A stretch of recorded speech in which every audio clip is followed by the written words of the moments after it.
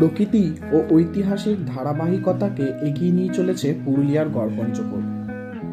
আর আজ আমাদের ভ্রমণস্থলটিও হলো এই গড়পঞ্চকোট। গড় শব্দের অর্থ হলো দুর্গ, পঞ্চ শব্দের অর্থ পাঁচ এবং কোট শব্দের অর্থ হলো গোষ্ঠী, অর্থাৎ পাঁচ গোষ্ঠী দ্বারা নির্মিত এক দুর্গ।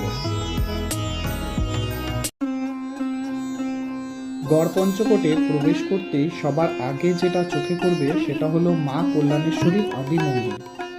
500 বছরের পুরনো এই মন্দিরে যখন বর্গীরা আক্রমণ করেন তখন মা কল্যাণেশ্বরীকে লুকিয়ে এখান থেকে সরিয়ে নিয়ে যাওয়া হয় বর্তমানে মা কল্যাণেশ্বরীর যে মন্দির রয়েছে সেখানে, এবং সেখানে তাকে আবার পুনঃপ্রতিষ্ঠা করে পূজা অর্চনা শুরু করা হয়।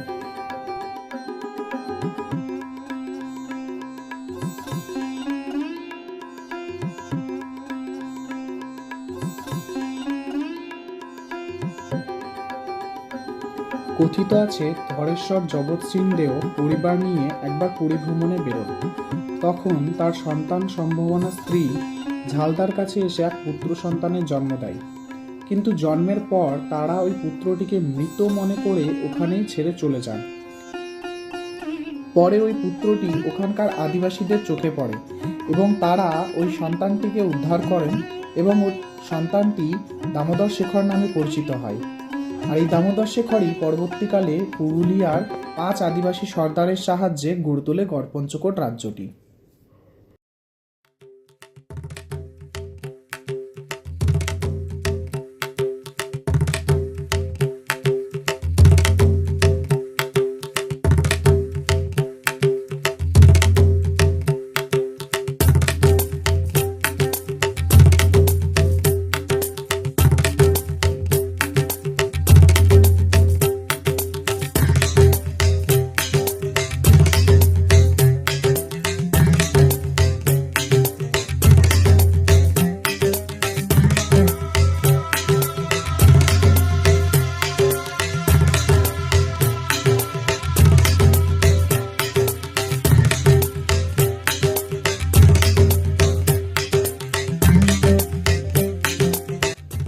সময়টা ছিল 1740 খ্রিস্টাব্দ। তখন বাংলার নবাব সারফিরাজ খানকে পরাজিত করে ও হত্যা করে বাংলার সিংহাসনে বসেন আলীবর্দী খাঁ। প্রতিশোধ নেওয়ার জন্য সারফিরাজ খানের আত্মীয় রুস্তম জাং মারাঠা শাসক রঘুজি ভোসলের শরণাপন্ন হন। এরপর রঘুজি ভোসলে একদল সৈন্য পাঠায় বাংলায়, আর এই সেনাদলই আমাদের কাছে বর্গী নামে পরিচিত। প্রায় দীর্ঘ সময় ধরে তারা বাংলার মধ্যে অবাধ লুণ্ঠন চালায়, বাংলাকে প্রায় তছনছ করে রেখে দেয়। আর এই আক্রমণের হাত থেকেও সুরক্ষিত ছিল না গড়পঞ্চকোটও। শোনা যায় গড়পঞ্চকোট রাজ্যের 17 জন রানী এই বর্গী আক্রমণের হাত থেকে নিজেদের সম্মান রক্ষার জন্য এক কুয়োর মধ্যে ঝাঁপ দিয়ে আত্মহত্যা করেন।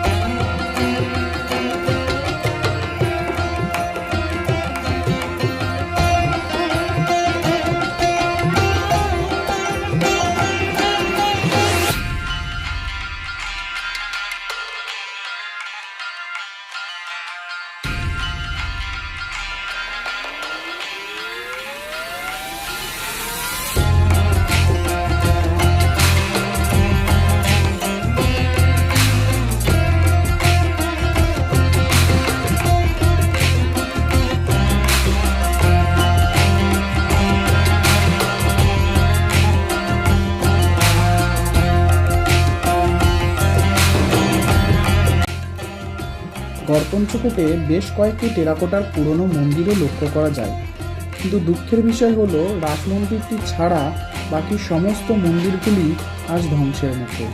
একমাত্র রাস মন্দিরটি সুরক্ষিত অবস্থায় রয়েছে এবং নিত্য পুজো প্রচলন রয়েছে সেখানে।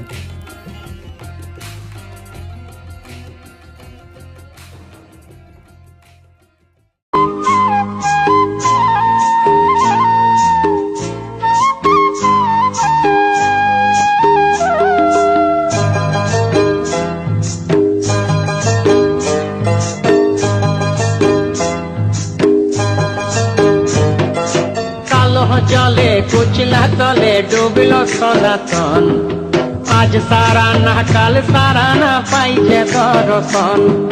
কালো জলে কুচলা তলে ডুবল সনাতন, আজ সারা না কাল সারা না পাইছে দর্শন। নদী ধারে চাষে বধু মিছাই করো আস, ঝিরি হিরি পাকা নদী বইছে 12 মাস। নদী ধারে চাষে বধু মিছাই করো আস, ঝিরি হিরি পাকা নদী বইছে 12 মাস। এর আগেও বেশ কয়েকবার গড়পঞ্চকোটে এসেছি, কিন্তু এইবার একটা জিনিস দেখে খুব ভালো লাগলো যে এতদিনে প্রত্নতত্ত্ব বিভাগ এটাকে সংরক্ষণ করার উদ্যোগ নিয়েছেন।